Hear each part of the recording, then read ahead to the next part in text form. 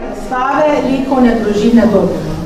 Likovna družina Dobova deluje že skoraj 30 let. Aktivnih članov je 12, 15, odvisno kakva je sezona. Delujemo v Dobovi, v prostorih krajevne skupnosti in imamo vsak petek delavnice v sezoni od septembra pa nekje tam do maja.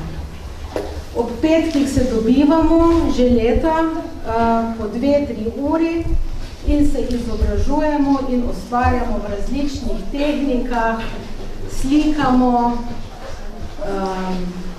kiparimo zdaj po novem, delali smo še kolaže, različne stvari in več o tem, kaj smo počeli to sezono in kaj nas je pripeljalo do tega končnega rezultata, pa bomo predstavil naš mentor, magistr umetnosti, akademski slikar, kipar Zoran Koznič. Slikar.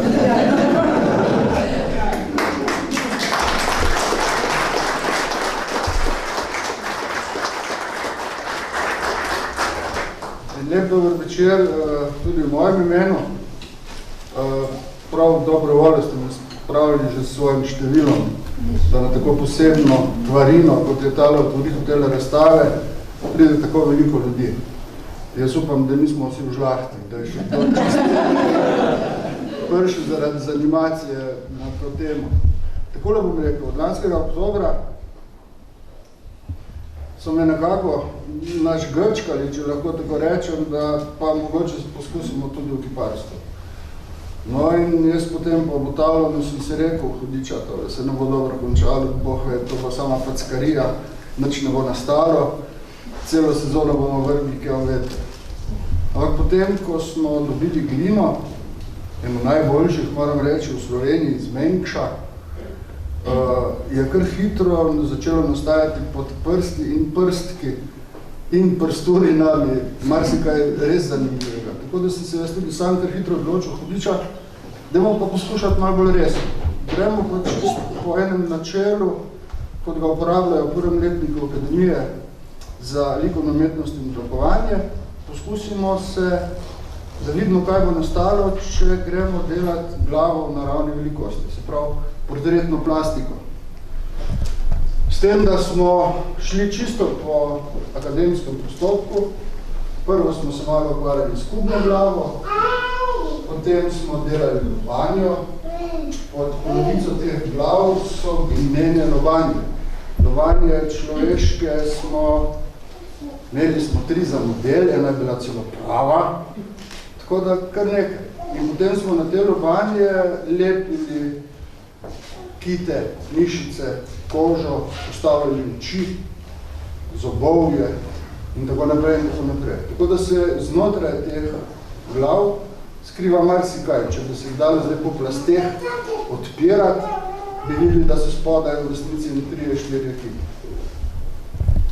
Seveda potem je bila zadrega, kaj z vsemi temi glavami zdaj naprej početi. To je le glina, ki se je posušila in če bi dali te glave v keramične peči, v peči za peko gline, bi vsaj polovica razneslo. Razneslo zato, ker mi smo le ljubitelji, amateri, stene so včasih predebele, tam pretanke in notranja napetost gline zahteva kar en dolgotrajen postopek, preden kipar pride do enega pravega občutka za debelino te gline. Tako da smo se odločili, da z enim posebnim premazom, ki potem to glino, ki je sedaj tu pred vami, odredi površino skoraj do ene kamnite trdnosti, potem samo povaramo, spatiniramo in rezultati so pred vami. Ti različni karakteri ljudi, celo rase, glav, ki nas zdaj tle nagovarjajo, so v resnici plod dela vsakega posameznika. Jaz sem zadnje še rekel, ne bomo delali na zadani model, ampak ne vsak sam iz svoje glave, brez predloge, naredi na temelju te lobanje, ki je tu spodaj, ne zdaj naredi glavo, kakršnokoli si želi. No in tole so rezultati. nekateri so čisto psihološki portreti, nekateri so začetni portreti, nekateri so že skoraj čisto akademski portreti in tako naprej in tako naprej. Tako da sem jaz nekaj po novem letu nad temi rezultati res navdušen in smo zvestno nekako sklenili, da je to potrebno predstaviti tudi širši javnosti. Seveda potem nekaj gline kar ostalo, tako da smo se rekli, zdaj se gremo pa še malo plastiko. In te drobne figurice, ti liki, ti akti, ki so pred vami, so pa plod tega, kar je nastalo iz ostankov te gline, če lahko tako rečem, malo šali, malo zared. In tudi te drobne figurine, te drobne male plastike so na en način navdušujoče. Brez veliko znanja anatomije, brez veliko znanja nasploh o zgodovini kiparstva, o klasičnem grškem proporciju in takšnih stvareh, so nastala dela, ki v resnici upoštevajo še marsikaj drugega kot samo to. Seveda smo se konstantno pri vsaki tej naši seansi tudi izobraževali. Tako da jaz mislim, da je čez to zimo v teh naših sivih, rdečih, črnih, plešastih glavah v resnici kar nekaj ostalo. In ponavadi je začetek kiparstva tisti, ki potem najbolj koristi tudi v slikarstvu. Ker vseh teh proporcov, ker vsake glave so ena sama geometrija, so enakostranični trikotniki, tretjine, četrtine, polovice, pa spet polovice, pa spet četrtine in ves ta klasični grški proporc se potem seveda tvorno lahko uporabi tudi v slikarstvu, štafelajnem, ki je v resnici, to je zdaj na račun tistega, ko sem bil prej imenovan skoraj za slikarja, ker slikarstvo je vendarle prevara. Prevara v tem smislu, kako na 2 dimenzije spraviti 3. Pri kiparstvu pa ni šale. Vsak kip ima tudi svojo zadnjo plat, če hočete, ali teme na glavi.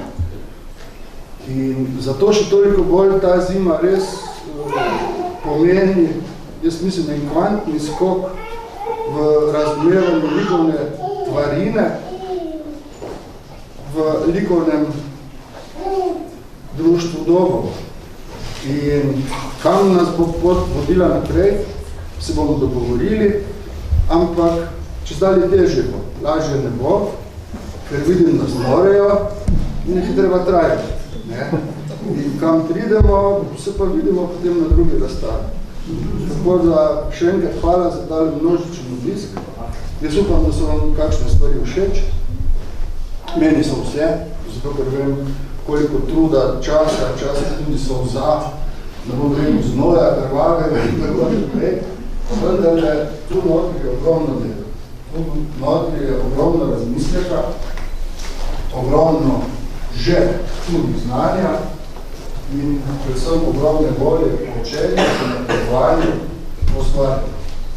Toda, hvala.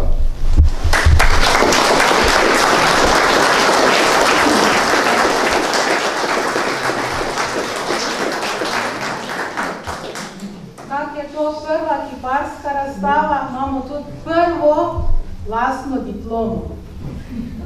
In na njej je napisano sledeče. Diploma likovne družine Dobova. Ponosno jo podeljujemo Teji Leben za uspešno zaključeno izobraževanje kiparstvo. Tako da je...